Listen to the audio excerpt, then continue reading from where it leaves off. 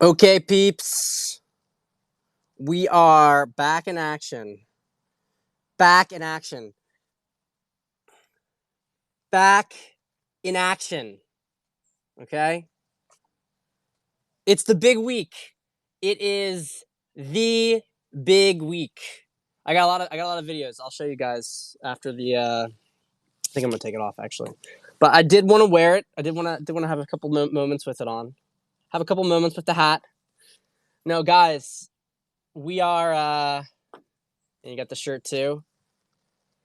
It's the week. It's the big week. Oh man. Are you guys amped up? Are you guys loving this? Are you guys loving this? Who are these people? Are you guys loving this stuff? I can feel it. Can you guys feel it? I can feel it. Energy's off the charts. Still so good, keeps getting better and better. Ooh. Ooh. All right, so I'm going to tell you guys a little bit about the rally today, and then of course we got just tons and tons of stuff. All right, we are going to be doing these periscopes. Okay, it's the big week, and we're gonna probably have a pretty big month after that.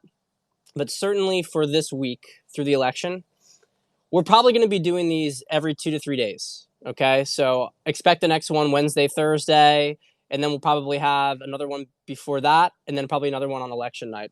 Just because there's too much stuff. It seems like every day is a week. Can you guys believe that that debate was last Thursday? Okay, it's Monday now, and that debate was only on Thursday. Amazing how much seems to have happened since then, the amount of drops. So, but first we have to talk about the wine. Okay, we have to keep to the structure here, but we're going to be quick with it. So if you guys remember from the Thursday Periscope, okay, Thursday Periscope, I had a Ruby port and a Tawny port, and I said on the next episode, next Periscope, we would be talking more about port. Didn't have time to do it then. Well, I kind of fudged on that because the truth is that port is really strong and got through those bottles. Probably had one full bottle total that night of the debate, which is a big difference in having a bottle of wine. Okay, it's a lot of alcohol. Actually, I felt great. That just gives you an idea, by the way, of the energy. I talked about this before, but when the energy is really high, when your energy is really high, you can actually process more alcohol, and you have less of a hangover. It's a really interesting thing. Whereas if you're on a low energy day, like one glass of alcohol could just completely wipe you out. So, anyway, so I needed a break from the port, is what I'm trying to get at. Okay, I didn't drink after that bottle of port the last couple days, but I need a break from it, and so I did this instead. Okay, so we're staying in with the Douro. Okay, remember this is port country right here, the Douro River, otherwise known as the Duero in Spain. This is where port is made, all the way back here. But they also make table wine, especially these days. So we're going to do the table wine from the Douro, and then we'll go back and do the port. Okay? So just real quick on this stuff. The red is made out of the same grapes that you would get for the ports. Okay? Traditionally, they didn't really do much in regards to table wines over here. They really had a couple ones that were local, right? But table wine in the Douro Valley was pretty much an afterthought because everything was dedicated towards port. So if you did have table wine, it was thin and it was meant for local consumption, and it was used with the worst vines from the worst areas. Okay, that's no longer the case because port still has a very big prestige name, but port's not as big. Fortified wines aren't quite as big as they used to be, whereas table wines, right, regular wines are blowing up.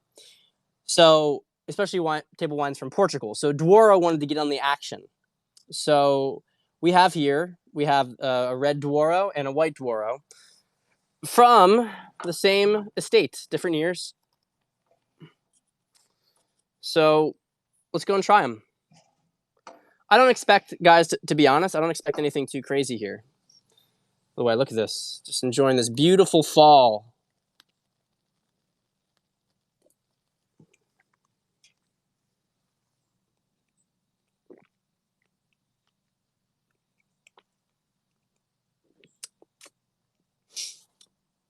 Okay, so first off, I have to apologize because I did the red first instead of the white. So you're not supposed to do that in wine. This is actually a really it's a really rich, full-bodied wine, and it actually almost has the texture of a port without that huge alcohol that you get from a port. But a lot of oak and dark, like forest fruits, blackberries coming out forward on it. The finish is not so great, comparatively speaking. The finish feels a bit cheap. It kind of leaves like a very generic. You get this a lot with cheaper red wines, where there's kind of like a there's no like sophistication to the finish. It just kind of coats your mouth.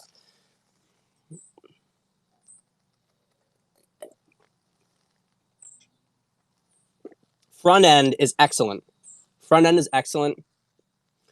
Really nice integration of the juice and the woodiness from the oak. But like I said, it crashes afterwards. It's fine. Perfectly acceptable wine. In all honesty, maybe it just needs to be opened up a little bit. So only a 2018, but it's not really a wine for aging. Let's try the white. Let's try the white. I know. We got a lot of stuff to talk about, but we got to stick to the tradition here. Okay, this is wine school. Strict stick to tradition.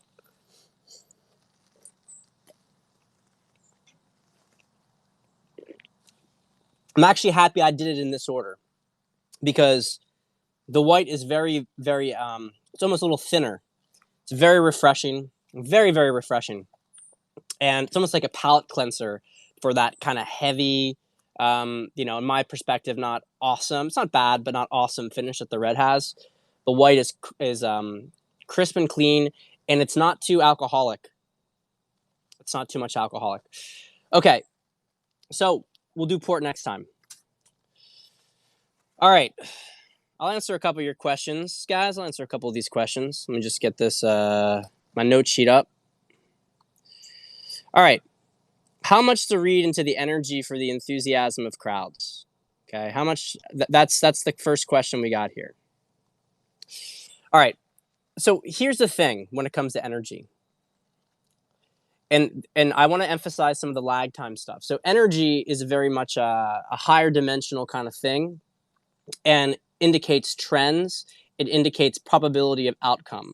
So the more energy an individual has, the more they're going to draw to them, especially based on the frequency that they're putting out there.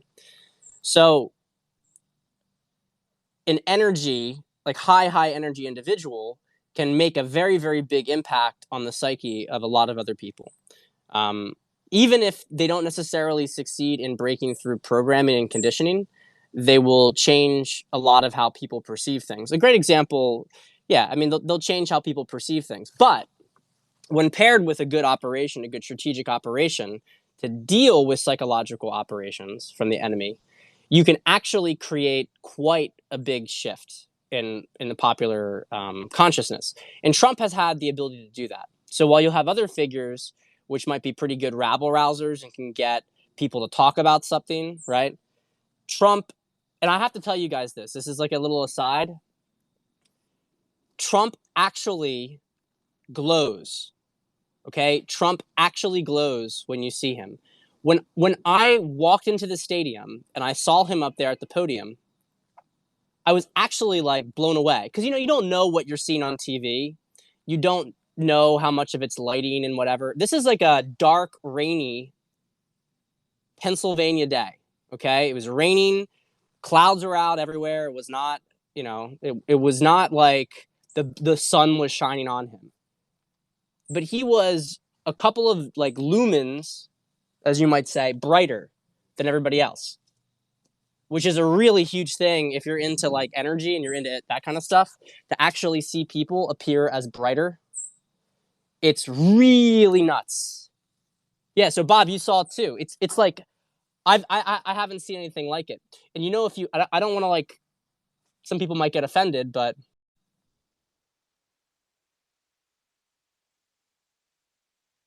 various saints as having, like very, very high energy, very, very high vibration individuals.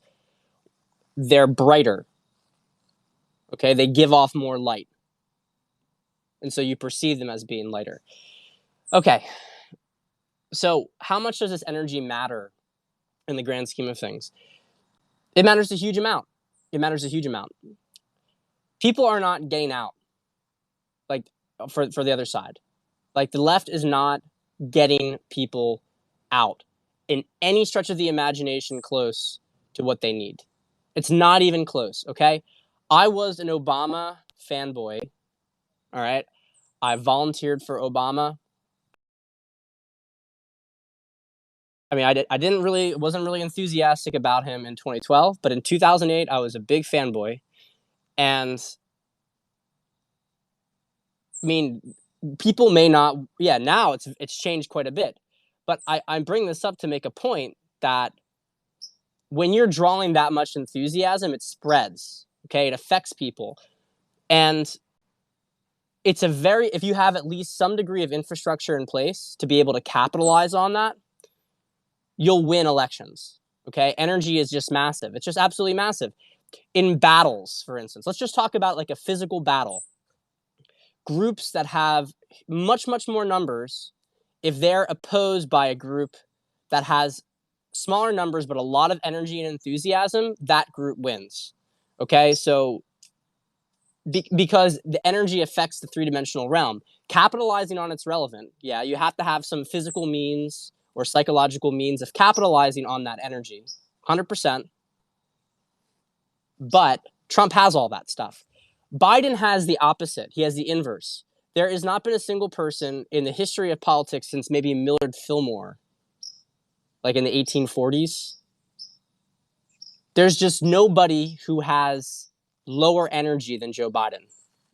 And a lot of the stuff I want to talk to you about today is poll related. Okay? Yeah, Millard Fillmore. I don't want to get too much into that, although I am dipping a little bit more into the 3D because I'm betting money. So I have to check the 3D stuff to make sure I have a full spectrum understanding of the details. But I want to talk to you guys about some of the poll stuff that I spent. Okay?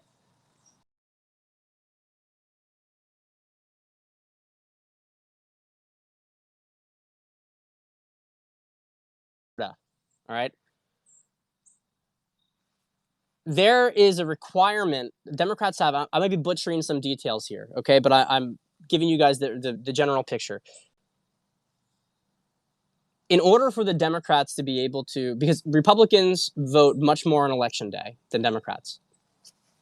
In order for Democrats to get a win in Florida, they had to be, and this is what, and the polls were indicating, by the way, the polls were indicating that the Democrats had basically, what was this exactly? They had to be like 60% above Republicans before election day in votes. Okay, they had to be about 60% ahead with early votes in order to have a chance on election day. Guys, they're already it's already almost even. Okay, it's on Saturday it was at 20%. They had a 20% lead on Republicans. Miami-Dade County, this is huge. Miami-Dade County went to Clinton 33% higher than Trump. Went to Clinton by 33% in 2016. With us still in the early voting phase, Republicans have flipped Miami-Dade County. Okay? This is Florida. So you can say, well, maybe it's just Florida. The point here, though, in case I have to be very explicit about it, is that they're fucked. They don't have the votes to make up for it. Because most of their serious voters have already voted. Over half of sure Democrat votes have already voted. Whereas for Republicans, that percentage is 25% right now. So, and that takes into consideration none of the fact that you are going to have Democrats who are going to be voting for Trump, first off. Doesn't take into consideration that. Doesn't take into consideration independents who are going to be voting for Trump. And it doesn't take into consideration new registrations, which another thing that you look at. No, so the president is chosen way before voting on an energetic level. Like in the past, that may have been true, but you have to choose the new future you want. I'm not even going to. I'm blocking people who say voting is pointless. This guy just got blocked. I'm not listening to any of that shit. Okay, you choose. It's very true that there are things that happen on different levels, but this bullshit, like, no, I'm blocking these people. I'm blocking them. I'm not listening to this bullshit. I'm not listening to it, and I want to block you. I want to block you if you keep this shit up. I'm not listening to this crap. This is stuff that's like designed to demoralize people. Demoralization has no place on this Periscope. It has no place on this Periscope. Okay? Anybody coming on here 9 days before an election where we have to really show up to choose our new future. Anybody who's saying that, oh, well, doesn't matter. They're just fucking out. I don't want to hear this stuff. I don't want to hear any of this passive victim apathy. I'm done with it. I'm done with it. It's loser mindset. It's a loser mindset. It's a loser mindset. Blocking anybody who's doing that. This guy's been on for a while. He's blocked now. I'm not listening to any of that shit. All right. So go out and vote. But the point here, and we need to really, really like understand what is going on. They're in a very bad situation. Counties that are pro-Trump, counties that have Trump demographics, let's put it that way, their voter registrations are way up.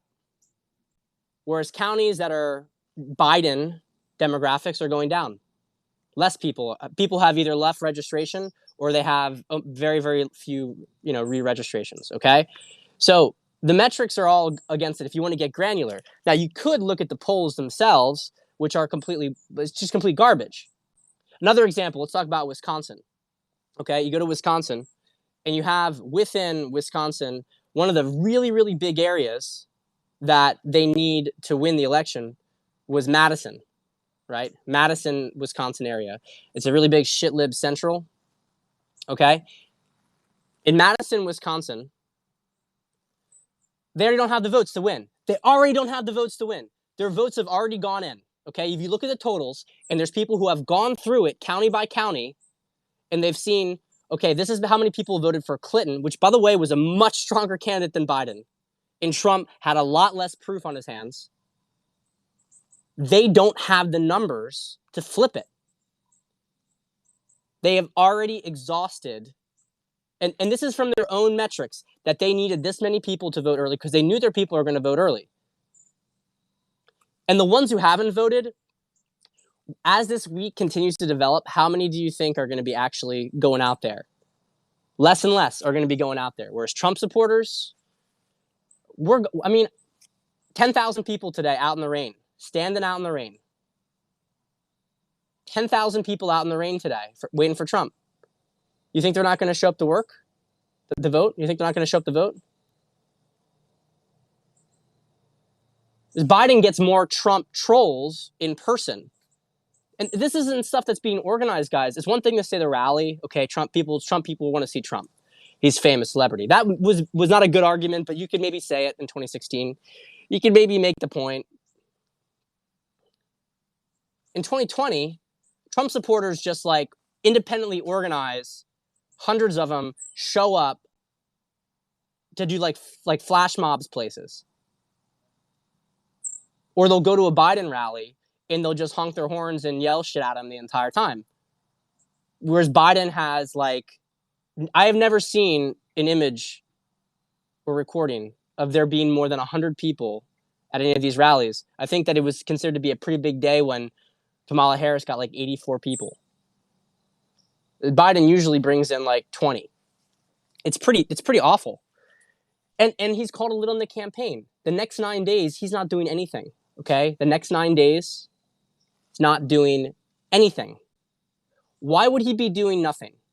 Okay, why would he? They're saying, oh, it's preventing. Trump talked about this at the rally days, like prevent defense. They don't want him to do anything that could look bad. There could be some truth to that, but you don't do that when your internals show you. That's this past weekend. Their internals were going out. They were going out and asking for money.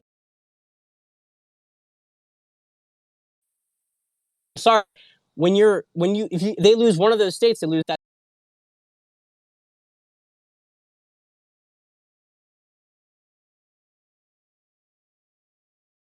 They're going to like Texas and Georgia, and some said, well, maybe it's a feint to try to get Trump to actually care about it and to go down to these states that he's already locked in big time.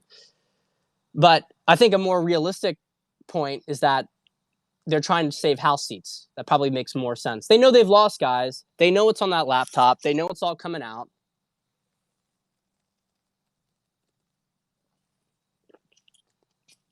Yeah, it's funny about Kamala Harris because there was a lot of stuff that was like brought up about that as being like voter intimidation, etc.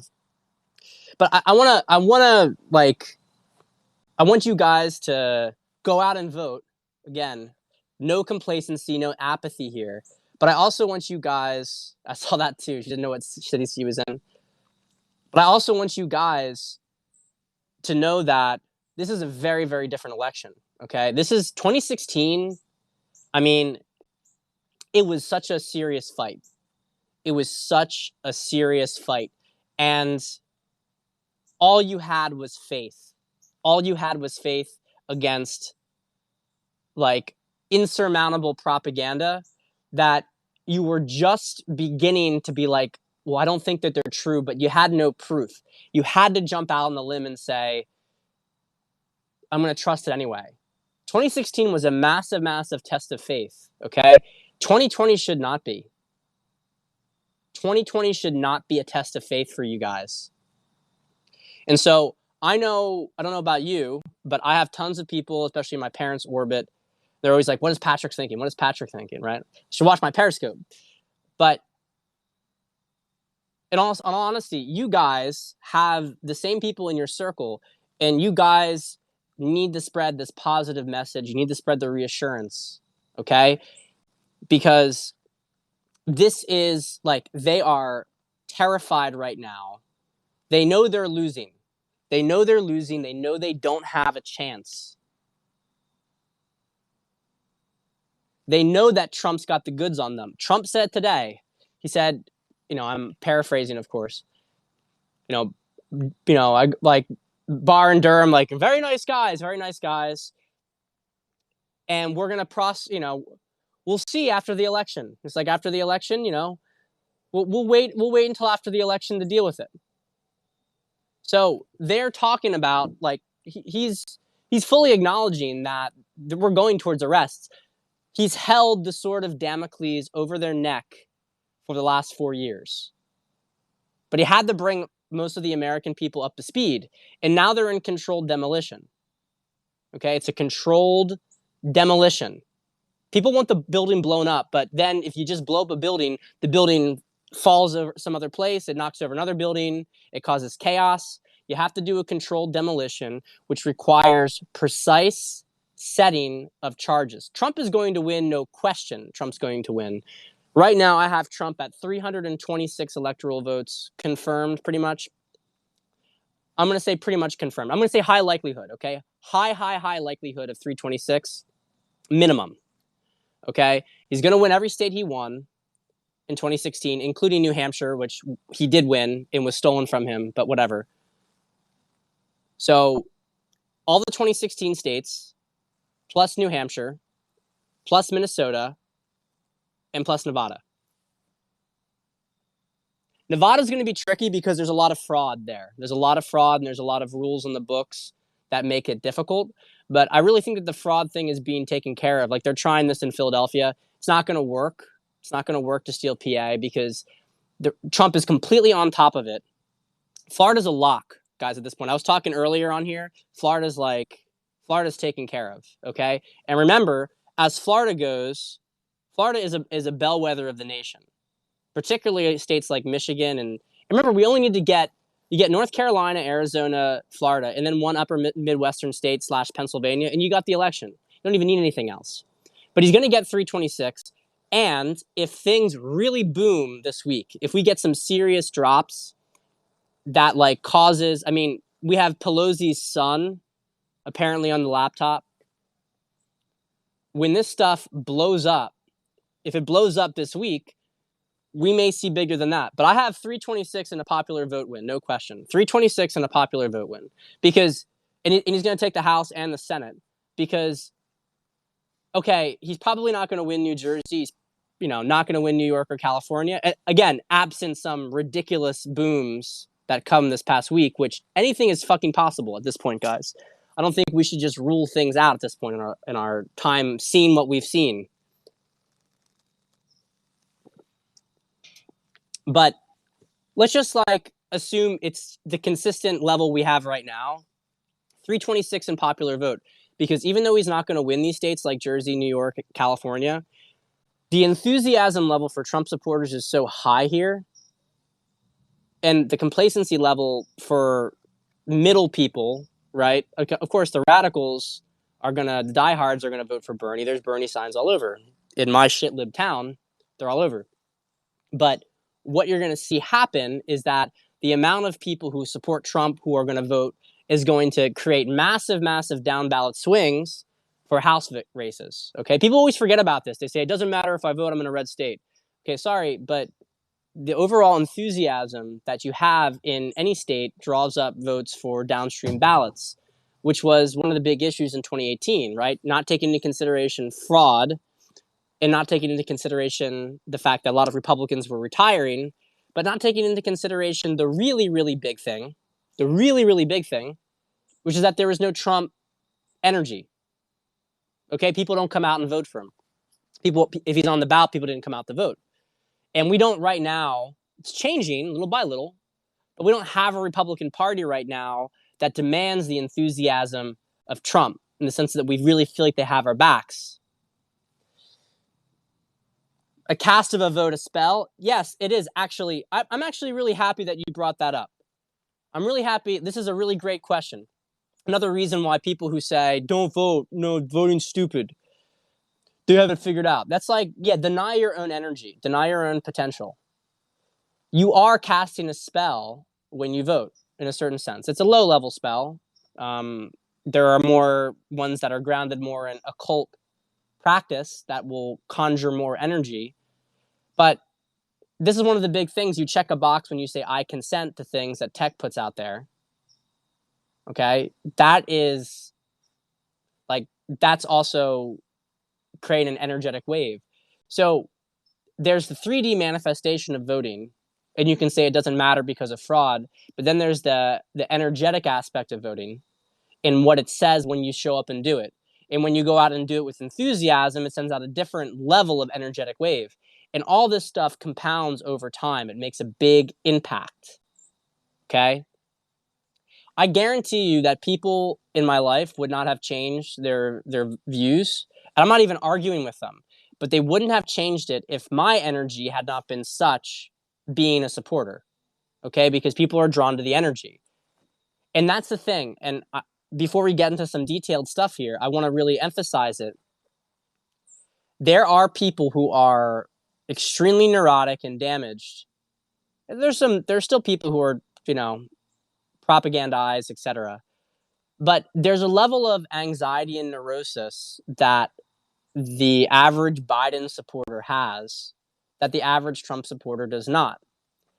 And as things get worse and worse, what you're seeing is that anxiety and neurosis kick into overdrive when they are attacking people who aren't simply like not voting for, okay, maybe they say, okay, I won't vote for Trump, but they're actually yelling at them for not voting for Biden. They're like having these temper tantrums, and it's just driving people away. It's driving people away. Alex, all right, guys, I'm going to talk more about this on the 2020 election itself after Trump wins. But I have to tell you guys, like, it hit me it hit me last night, and I was feeling it a bit today when I was going to the Trump rally. I was actually feeling a little sad because this is like it's like the greatest story ever told, and we're living it right now. And I mean, who knows what the future is going to hold, but it's like this is our last Trump election. You know, it's like this is our last Trump election. It's bittersweet. You know, it's bittersweet to be able to go out and vote for the big guy.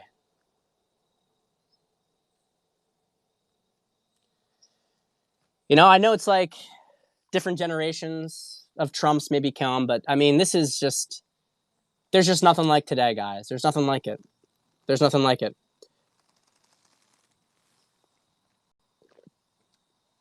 All right. So let's talk about Kanye because I got a Kanye question earlier. So Kanye, wait, let me just make last points on the polls, okay? PA is flipping big time now. Again, aside from the stuff in Philadelphia, which Barrett is likely going to deal with, that's one of the big things about her. If this does get escalated to the Supreme Court, to give you guys from out of state or out of the area an idea, the governor there's a couple of things with sending ballots to the wrong district.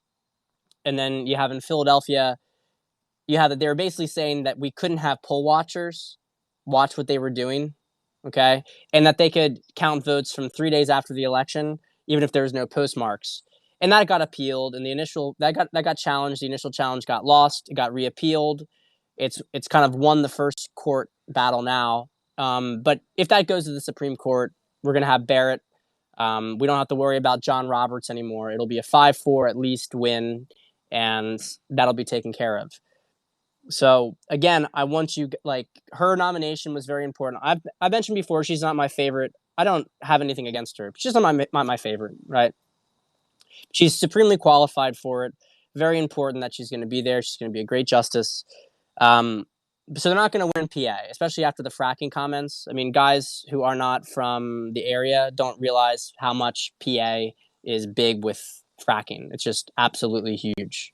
Absolutely huge. Yes, we got some Amy Cohen Barrett lovers in here, which is great. Just to emphasize also, though, they were talking about Texas being in play. Texas is not in play, especially as Trump is now probably close to 50%. I bet it's going to be something like Trump gets 20% of the black vote and he gets about 50% of Hispanics. Okay? It's going to be pretty big. It's going to be pretty freaking big. I mean, Texas was trending blue because there were less white people there. But now that he's got the Hispanics on, it's now swung completely back red. So Texas is not a swing state. The margin is getting run up big time there. And again, this is another reason why Biden's campaigning in Texas and not the upper Midwest. It's just to deal with these House seats.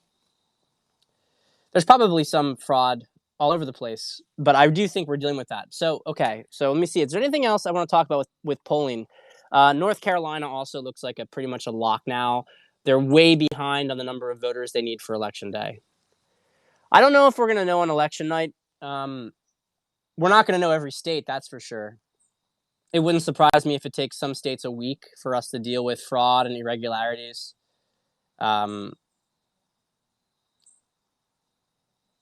I think we're going to flip Minnesota. I've talked to some. I have a good friend who's in Minnesota, and he's mentioned a lot of non-voters from 2016 have flipped strongly towards Trump. And in addition to that, Minnesota is a really non-violent state. Okay, Minnesota is an anti-war state. This is pretty important to understand. Minnesota is really, really, really anti-war. And so Trump winding down the wars is going to make a big impact there, and especially in the Norwegian populations. Ohio is like not even. I mean, you don't even have to. Ohio is like he's going to win Ohio by over 10 points. I mean, Ohio is like it's not even a swing state. It's not even a swing state. Ohio is like a complete lock. I don't even know why people are still talking about it like it's a challenge. It's kind of funny. But yeah, I think he's going to take Minnesota. Minnesota will be a reach, but I think he's going to take Minnesota. To answer this, I think we will know the result on election night, but I don't think we'll know every state. New York City and California.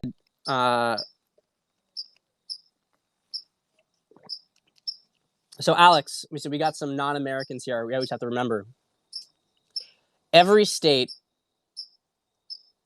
The way the Electoral College works is the popular vote of each state gives all of their electoral votes, which is composed of the number of senators and congressmen combined in the state, as votes to the Electoral College. There's only two exceptions, slight exceptions, Nebraska and Maine, which give proportionally for districts. So if you win the popular vote of the state, you get the 2 Senate votes and whatever districts you won. But a district that goes another direction goes to the other candidate. It's kind of interesting to see how that would work in practice if we were to do that nationally. I don't think it would change too much, to be honest. But so, for instance, some Democrats think that Trump's going to lose the 2nd district of Nebraska. He's not. He's going to win that because it's more moderate, more a little bit, Obama won it, okay? Obama won it in 2008. And Trump will win the 2nd district of Maine. He will win the 2nd district of Maine. He probably won't win the state because the 1st district is very, very lefty. It's all the coast stuff. Got cousins up there. Okay, let me see. Any other... do I have any other poll things here I wanted to talk about? Man, I have so much shit in this. I have so much stuff on this list. Okay, no more poll stuff. So you guys got the idea. It's going well. Kanye. Okay. So Kanye is only on the ballot in a handful of states. I think probably somewhere between 10 and 15. Although people will write him in. Kanye is going to be a very good protest vote for especially black people who don't like Biden, but aren't quite able to get to the point of voting for Trump. There's a lot of black people who are going to vote for Trump. I mean, Trump is going to get hard minimum 15% of the black vote compared to 10% in 2016. And I really think it's more likely he's going to get 20 with probably a top side of 25%. I don't think that's probably a reach, but it's possible. It's possible. What you're more likely to see is Trump gets 20% of the black vote and there's low black turnout. And then there's other black people who are going to vote for Kanye because Kanye has a very similar message, although it's much more based on social considerations for black Americans. And so he's going to resonate with a lot of them, and it's going to take a big bite out of it's going to take a bite out of the Democrats. Also, he's helping to really persuade the general message that you just can't blindly support a party that's using you and harvesting you. So as far as Kanye's background, I mean, I kind of look at Kanye as there's no question that he was being fucked with all sorts of mind control stuff. You guys remember his breakdown? It's getting pretty dark, isn't it? We're still good though. We're still rolling. I'm just trying to get a little bit more light going on here, maybe. You guys remember perhaps his breakdown? He had a big breakdown on stage. And he was basically calling out stuff with Jay-Z, and he was talking about basically like all the shit that we know that the Illuminati people do. So then he was like put away in a hospital, psychiatric ward. They've been trying to do mind control stuff on him. I think he's broken out of it. And that's why he's taken this whole spiritual trajectory, this religious trajectory. I think Justin Bieber is pretty similar, to be honest. I think Justin Bieber went through a lot of that stuff. It's tough to know the full picture. But, Bieber got really into Christianity after having a similar meltdown. So it makes you wonder if there was some kind of intervention. I do know that his girlfriend is kind of different, not so much on the same page. And, you can say similar things perhaps about Kim Kardashian. And this is when you get into the idea of handlers and how very often a woman is the handler. A great example of Chelsea Handler, right? With 50 Cent attempting to do that kind of stuff. I think the handlers have lost a lot of influence. So it'll be interesting to see how all that stuff plays out. But yeah, I think fundamentally Kanye is a positive force. There's no question on all this stuff. Let's see here. Postal blockchain. I have not heard about that. Not heard about the postal blockchain. But that would be a good thing for the future. I mean, a lot of things are going to go blockchain. God bless from the United States. How's Michigan going to do? Michigan's going to go Trump. Guys, I want you to think in these terms, okay? Explain what variables would lead Trump to losing any state he won in 2016. Can anybody do that? Can anybody tell me why 95%, 99% even, percent of people who voted for Trump in 2016 would not vote for him in 2020? Okay? This is really an important question to ask, because when you look at when he won the 2016 election. So what has changed that would make Michigan, Wisconsin, Pennsylvania, what would happen that would make these states decide to not vote for Trump? And the answer is absolutely nothing. Absolutely nothing. There are people who hated Trump in 2016 and who continue to hate him and who are losing their mind over it. And then there are people who hated Trump in 2016 who realize that actually that was bullshit and now love him. And then there's people who hated Trump in 2016 but also can't stand Biden and are completely demoralized about the choices and are probably not going to vote. There are not a lot of people who voted for Trump in 2016 and are saying, well, Biden seems like the better option. Even if they don't think Trump did enough, there's nobody that's looking at Biden and saying, hey, well, this guy's a better option. And so you have to think in these terms. You have to think about, there's just no fundamentals that work in favor of Biden, which is why it's very funny to me to look at these polls. People will use these massive samples of, Democrats, and then they'll say it's Biden's up 10 in Texas. What the fuck? Are you serious? How can you even create a poll like that says Biden's up 10 in Texas? Trump's probably going to win Texas by 15 points. Okay? So people see these things, and because they hear the media talk constantly, jab, jab, jab, jab, jab, jab, jab, on and on and on, they think that maybe, things have gotten bad. But when you actually look at Trump's messaging in his accomplishments, the upper Midwest in particular, I mean, they know the manufacturing shift that Trump did. They know it viscerally because they made a lot more money. They had a lot more jobs. The black community knows that too. The black community is also starting to realize the outreach. Hispanics are not happy about all the shit in the transgender shit. They're also not happy about the riots. Okay. Yeah, people are falling for the propaganda and they're vocal. But most people, it's well, my life was pretty good under Trump. And then you have another variable here, which is that things are uncertain.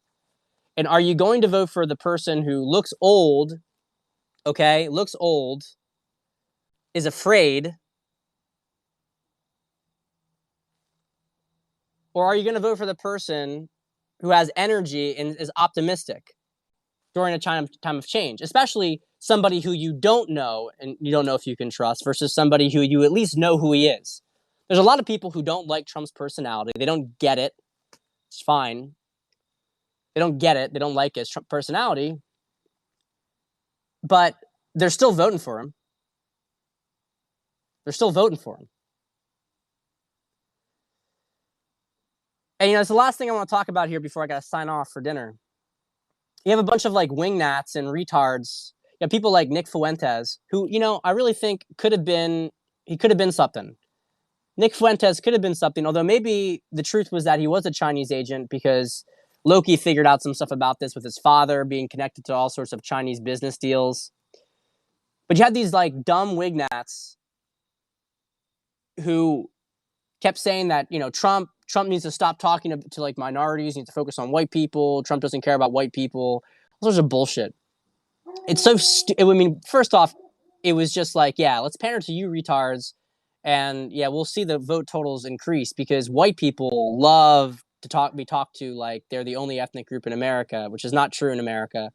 First off, second off, even if you do have a group that's resisting because of psychological operations, like if you keep giving a group love over and over again, eventually some people are going to be like, you know what? People keep telling me to hate this person, but all he does is keep trying to give us love. And minorities in America are feeling that with Trump. They're feeling it. So don't listen to like a 20-year-old retard for political advice. How about that? Anyway, gents, I'm going to check these last comments. I have not watched the Rogan podcast. I saw a brief clip. It's worth it, yeah? I don't care about Hollywood musicians. Yeah, Gary Johnson is not going to take votes this year. I mean, New Mexico could flip, guys. It could flip. I'm not betting on it, but it could flip. Yeah, there's like a handful of Republican voters going to Biden. There's like a handful. But the number that are flipping, and there are people who only voted for Trump. They didn't like Trump. They hated Trump, but they only voted for him because he's a Republican. And now they're going to Biden because they've decided that they agree with all this bullshit. It's an extremely small number of people. Yeah, Drudge was bought. Yeah, we haven't even talked about the foreign policy stuff because just incredible wins in that department. I didn't even have a chance to talk about all these countries. Sudan, the entire Middle East is like going into peace. Yeah, I don't know what's going to happen with Kanye. I mean, I know Kanye would like to come in and do that. He's definitely going to have a future ahead of him. Yeah, Dark Winter, guys. We didn't talk about it, but Dark Winter was a cabal test operation, a plan about what would happen if the United States had this massive smallpox epidemic that killed all sorts of people. It's basically like, and that was, why was Biden have that words on his mind? Yeah, New York City won't go for Trump, but there's a lot of Trump supporters in the city. I'm one of them. Hunter Biden. Last little thing on Hunter Biden. I'll leave you guys. Yeah, I heard Cerno's stepping down from politics after Trump election. Yeah, good luck, Cerno. He's gonna run for politics probably now. He's gonna say he's stepping down from politics. Who knows what the fuck he's gonna do? He can't. He won't be able to give up the fame, guys. He'll find some other grift. All right, last little thing I'm gonna mention here. The person who predicted Epstein's death on 4chan, and you guys can't even see my face anymore. The person who predicted, the poster who predicted Epstein's death, said it had happened way before there was any evidence that death had happened. He said that Hunter Biden's dead now. Hunter Biden's been suicided. No one's seen Hunter Biden. I don't know if it's true. It could be their last kind of ditch effort to try to both seal the record, right? Make sure that nobody can find out what happens. They can't give any testimony, but also to try to create some sort of sympathy, like, oh, he was so upset about what happened, and we can get sympathy votes. Biden can get sympathy votes. Also, could just the other point is that the cabal gets their revenge. So we'll see, guys. We'll do another one of these in another 2 or 3 days. Love you guys. I'll see you.